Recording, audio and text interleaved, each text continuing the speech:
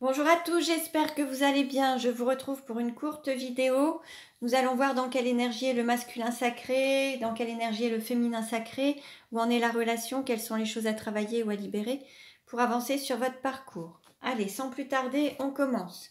Dans quelle énergie est le masculin sacré? Aujourd'hui, le masculin sacré est une énergie yang, une énergie d'action. Ça peut être un homme ou une femme. Là, on a le petit troubadour, on a un masculin sacré qui est dans sa bulle, qui se reconnecte à son énergie de créativité artistique, ses rêves, son intuition, le côté musical proche de la nature. Besoin de se recentrer et de faire une forme d'introspection en fait, pour être en alignement et être en accord avec lui-même.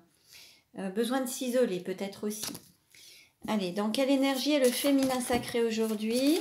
Le féminin sacré, c'est une énergie yin, une énergie d'accueil. Ça peut être un homme ou une femme.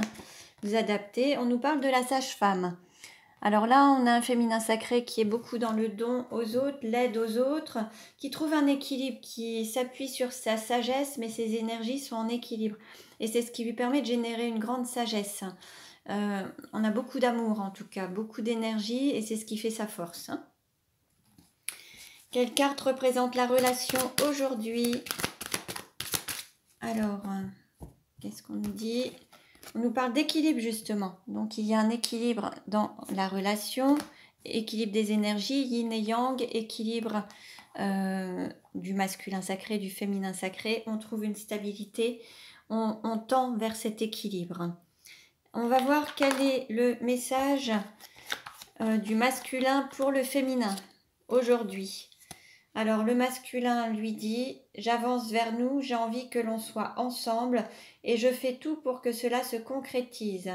J'avance dans notre relation, j'avance petit à petit dans la conscientisation de notre amour. » Quel est le message du féminin sacré envers le masculin sacré?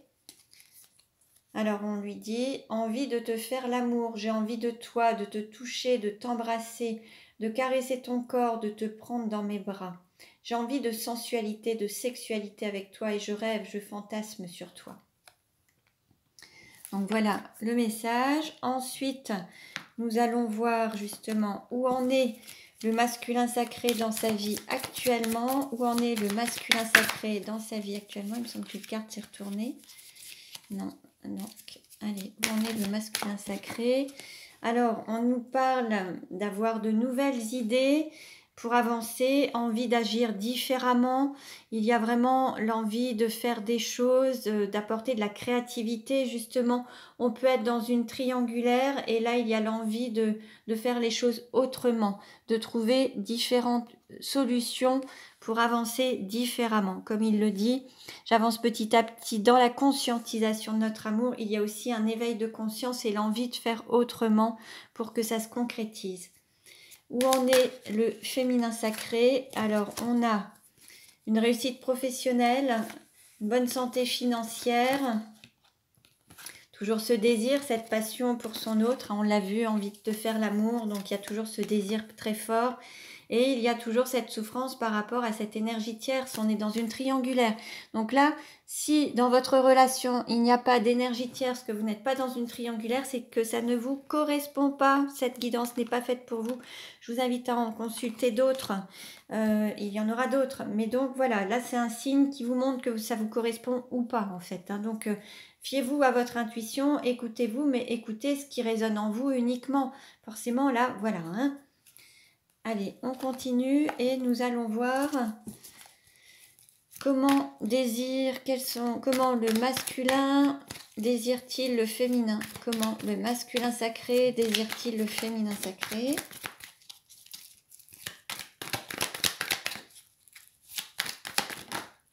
Oups. Là, on parle de légèreté, de superficialité, envie d'aller vers la séduction, mais surtout avec l'apparence. Il y a beaucoup de désir, mais il y a cette apparence, il y a une attirance physique qui est présente. Il y a beaucoup d'apparence, on est attaché à l'apparence des choses en fait.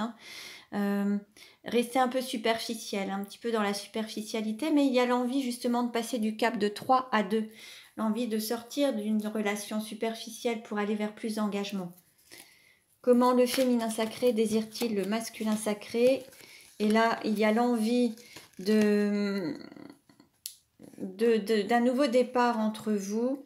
En fait, il y a l'envie d'un nouveau départ avec une personne du signe du Bélier, Taureau, Gémeaux, et peut-être l'envie de mettre fin à une situation avec un signe de la Balance, Scorpion, Sagittaire. Alors signe ou signe lunaire ou ascendant, et en tout cas, ou alors envie de reprendre.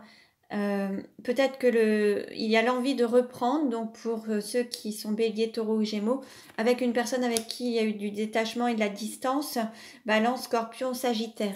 Là, on a un féminin sacré qui a envie de reprendre avec son autre.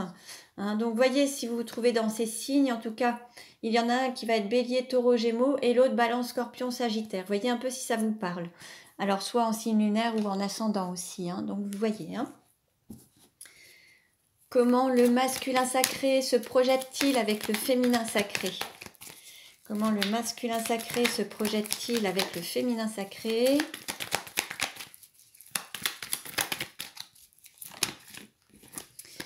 Là, il y a l'envie d'écouter son intuition, ses émotions, d'être à l'écoute de soi, d'écouter son intuition et l'amour qu'il ressent. Et en sachant qu'il y a un lien karmique, alors c'est peut-être aussi de guérir cette partie, ce lien karmique, de le guérir et d'être vraiment à l'écoute de ses ressentis, de ses intuitions. Comment le féminin sacré se projette-t-il avec le masculin sacré?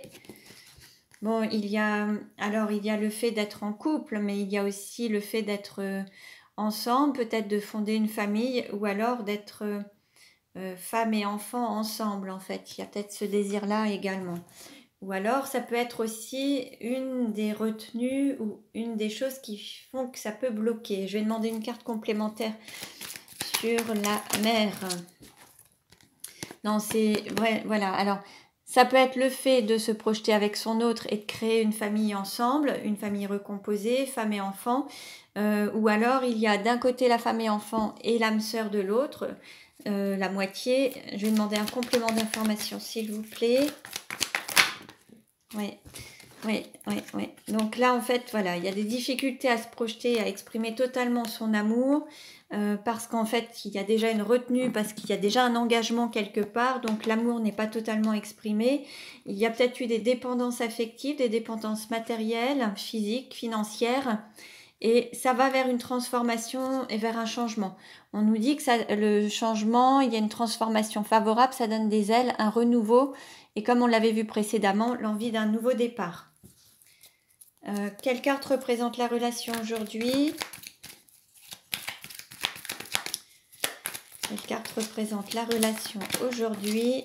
On nous parle de messages envoyés. Vous allez recevoir des nouvelles. Il va y avoir des nouvelles. Allez, on continue et nous allons voir maintenant où ça en est et comment ça va évoluer. Où en est la relation? Comment va-t-elle évoluer? Alors, il y a un homme qui avait tourné le dos à la relation, qui refusait cette relation. On va voir un petit peu comment ça va évoluer. Alors, soit un homme, soit une énergie yang. Hein. Ça peut être une femme aussi d'énergie yang. Hein. Personne qui s'est éloignée de la relation, qui s'est détachée. Alors, comment ça va évoluer? Alors...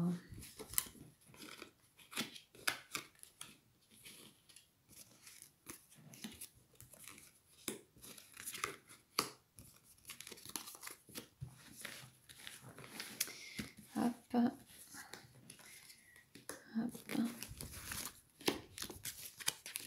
Voilà. Alors, je baisse un petit peu et nous allons voir alors ce que les cartes nous disent.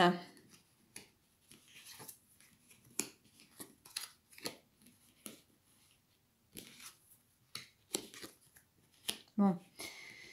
Alors, par rapport, il y a eu une période de silence entre vous, il y a eu une période de non-communication à cause d'une forme de trahison, de peur de perdre, un manque en fait. Il y a eu beaucoup de personnes qui se mentaient, même à elles-mêmes, hein, qui ne se pas le fait de peut-être de se sentir trahi, d'être dans une relation triangulaire où il y a une forme de trahison, peur de manquer, être dans une forme de dépendance matérielle aussi.